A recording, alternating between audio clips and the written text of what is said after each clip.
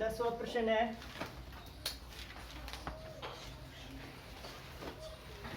सिद्ध कीजिए कि बिंदु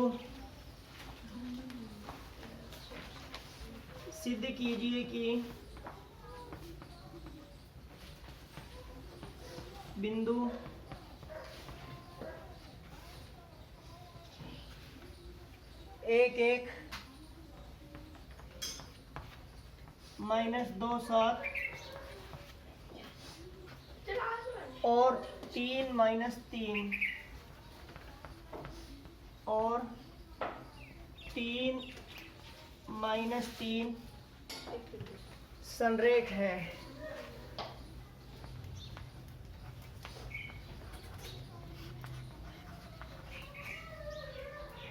अब देखो, सबसे पहले आपको ये पता होना चाहिए कि संरेख क्या होता है। ठीक है, मैं सिद्ध जब भी कर पाएंगे जब संरेख का मतलब समझ पाओगे। संरेख का मतलब होता है कि ऐसे बिंदु जो एक ही रेखा पर स्थित हो। जैसे मान लो यहाँ ए हो गया, यहाँ बी हो गया और यहाँ सी हो गया, तो ये तीनों बिंदु संरेख हैं। ठीक है, अब संरेख होने का प्रतिबंध क्या होता है इसका, भाई हम इसको संरेख क्यों कहें। मान लो हम ये कह दिया कि ए बी सी इस पर स्थित है, तो हम इसको संरेख सिद्ध कैसे करें। इसके लिए एक दूरी तो हो गई ए से बी तक, जिसको हम ए बी लिखेंगे। दूसरी दूरी हो गई बी से सी तक, जिसको हम बी सी लिखेंगे। और तीसरी दूरी कौन सी हो गई, ए से सी तक, जिसको हम ए सी कहेंगे। इन तीनों में संबंध क्या होता है बता सकते हो। इन तीनों दूरी में क्या संबंध होता है। इनमें संबंध होता है कि जो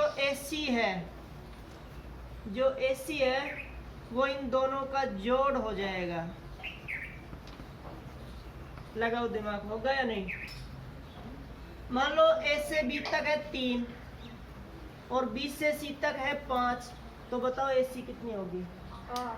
इन दोनों का जोड़ आ जाएगा ना। अगर मान लो हमने तीनों दूरी निकाल ली, तीनों दूरी हमने अलग अलग निकाल ली, और बड़ी वाली जो दूरी है वो बाकी दोनों दूरियों के योग के बराबर है, तो हम इन तीनों बिंदु को संरेख कह सकते हैं। और यदि एक दूरी का मान दो दूरी के योग के बराबर नहीं आए तो फिर ये संरेख नहीं है। ठीक है, तो सबसे पहले हम क्या करेंगे, हल। इसमें माना बिंदु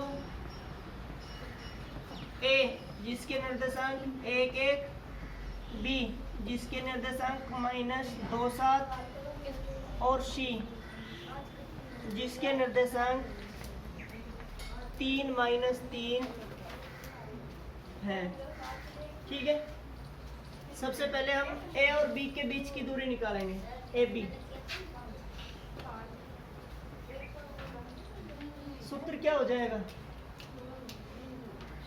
क्या होगा, √ x2 - x1 का whole square plus y2 - y1 का होल स्क्वायर। ये हो गया।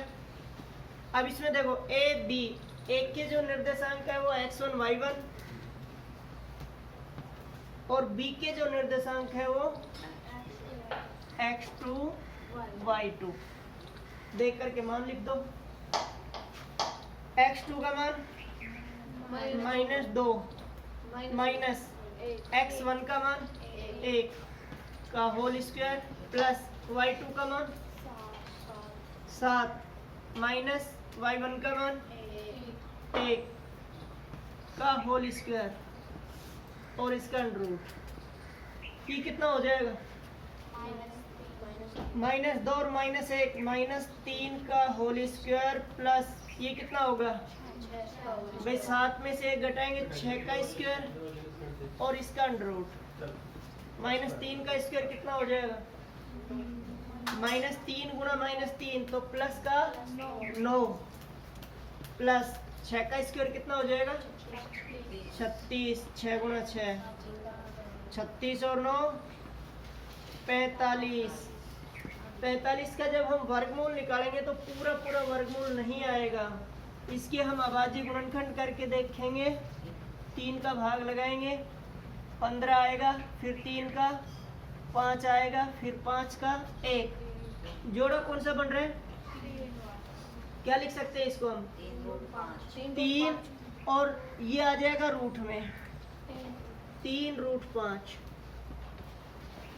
ये हमारी ए और बी के बीच की दूरी आ गई। ठीक है, अब हम निकालेंगे बी और सी के बीच की दूरी। BC बराबर सूत्र क्या लिखेंगे?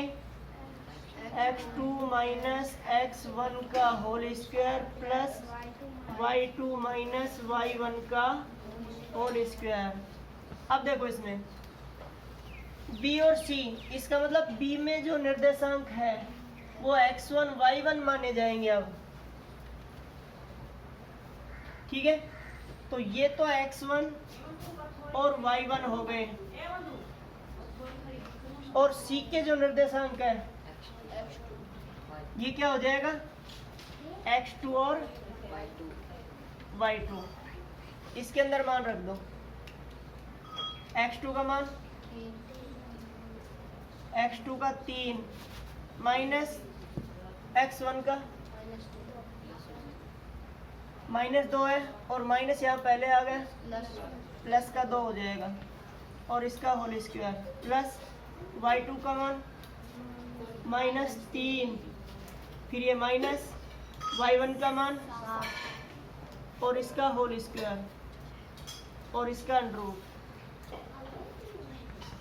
3 और 2 5 का स्क्वायर प्लस ये कितना हो जाएगा? माइनस का 10। भाई दोनों माइनस में जुड़ेंगे, -10 का स्क्वायर और इसका अंडर रूट। 5 का वर्ग कितना होगा? 25 प्लस 10 का वर्ग 100 और इसका अंडर रूट कितना हो जाएगा? 125 का पूरा पूरा वर्गमूल नहीं आता, तो इसके भी अभाज्य गुणनखंड करके देख लो। जैसे मान लो 5 का भाग देंगे तो यहाँ 25 आएगा, 5 का भाग देंगे तो 5 आएगा, फिर 5 का भाग देंगे तो एक जोड़ा हो गया। क्या लिख सकते हैं इसको हम? 5√5। ये आ गया किसका मान? BC का। ये किसका मान था? AB का। मात्रक लिख सकते हो।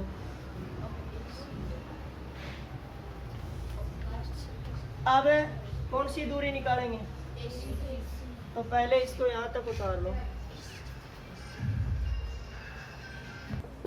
अब देखो तीसरी दूरी, इसमें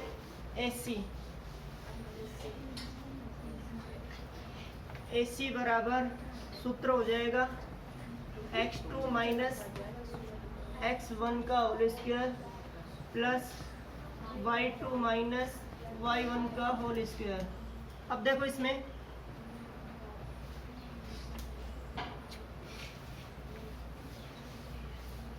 AC जो A में निर्देशांक है ये तो x1 y1 हो जाएंगे, और जो C में निर्देशांक है वो x2 और y2 हो जाएंगे। तो यहाँ पर मान रख दो। x2 का मान 3 माइनस x1 का मान 1 का होल स्क्वायर प्लस y2 का मान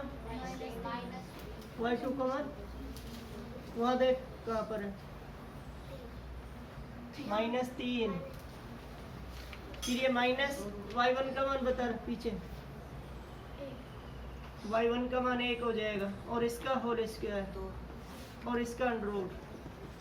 3 में से 1 घटाएंगे तो 2 का स्क्वायर प्लस -3 और -1 माइनस का 4 और इसका होल स्क्वायर और इसका अंडर रूट। 2 का वर्ग कितना होगा?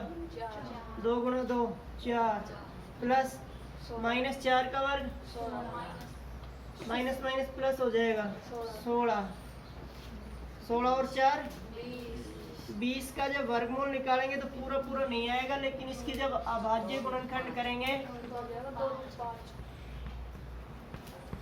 तो ये एक जोड़ा हो गया।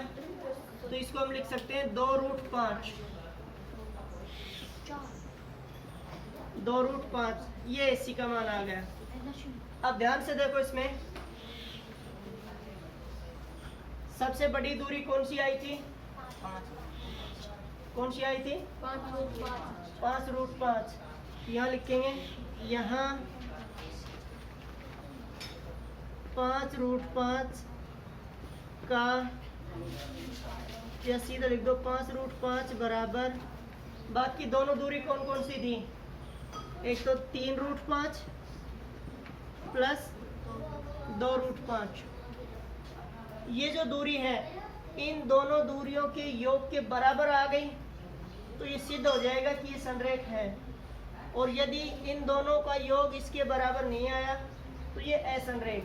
ठीक है, तो देखो √5 3 बार यहाँ और 2 बार यहाँ, कितनी बार हो जाएगा √5?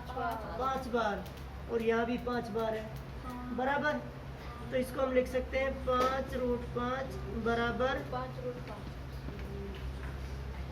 अतः अब देखो इसमें ये 5√5 ये किसका मान था?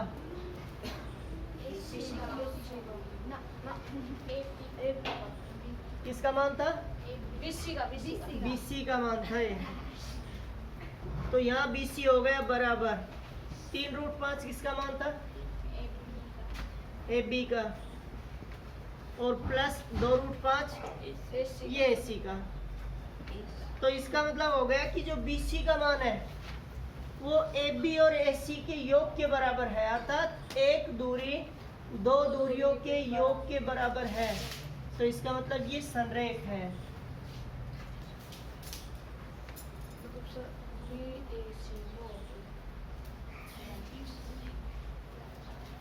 यहाँ तीनों बिंदु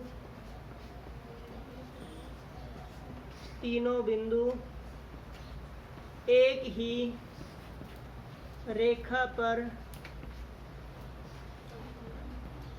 स्थित है, इसलिए तीनों बिंदु